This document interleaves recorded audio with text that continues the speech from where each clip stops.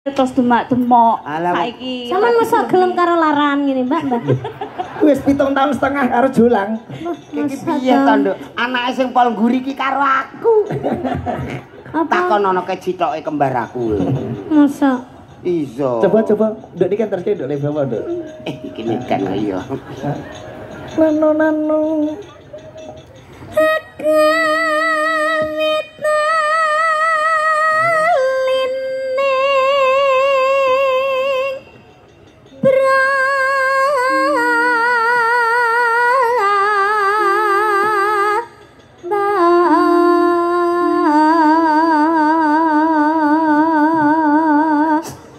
Apa ya? Kenek ndoke Pak iki. Kuwi tegese Mbak Eni cemburu. Kok iya ora tanggap lho ya ana ya ini iki. Iki kan niken kan isih bocah perlu bimbingan. Lho bocah lho sampene yo doyan. Bimbingan opo ra mbok warai kat mak tok. Syukur. Bimbingan belajari nyanyi bar iki arep opo lirike ngono lho. Kuwi bimbingan. Alus, iya enggak usah. Wayahe Mbak Eni kok. Iya, kaya kene. Tuwek ra sedot. Mutiar. Piye? Amuk, Mbak, amuk. Wis aku wis mau suwi-suwi karo iki. Ning omah lho sayange karo aku jare. Ning omah sayang karo Mbak Eni, bareng ning kene karo Niken. Wong kok mencel-menceli. Jarene wis gak doyan karo sampean, Mbak. Iki mangus tak ombeni STM 2 kilo kok tangi meneh lho. Ya, perasaane lho. Jare sampean wis kisut. Jare sampean wis kisut. Lah aku lho kisut. Lah iki malah pipine diwiru. Omongan dhek sosise koyo walit. Soale-soale ayu.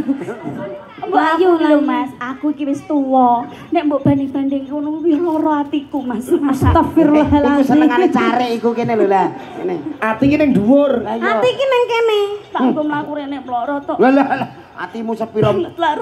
Ya wis. Wis. Renon saya lho Pak Sikit. Jok. Kandak, Jok. Wah, nek lakon bunuh diri. Nun sewu Pak Ige. Angger suwe gak dimik ngoten terus. Kok edan. Bareng. Tuwek iki duwe perasaan Mas. Jok. Kandak, Jok. Aku lho cara ora mbayangno embak-embak iki bulurah mau gendong aku. Ora pareng purik, nggih. Aku bunuh diri. Aja aku sik sayang. Sayang apa? Nyatane aku bunuh diri. Anjlok iki nek cendhek men bunuh diri. Ani. Ning ndi Jo, Eni Jo? Ani duka niku nuncep ketok-katoke, Pak. Ani ora pareng. Muncep kok ketok katoke dah. Sirane ngisor mau begagah ngene. Lah, ayo ora pareng yuk,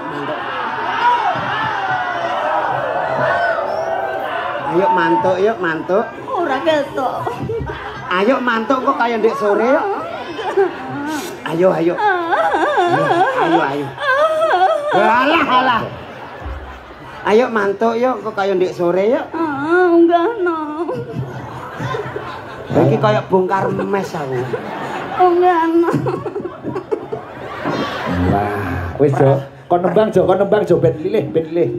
Nano. Sing mesra kuwi karo Mbak Eni digandeng.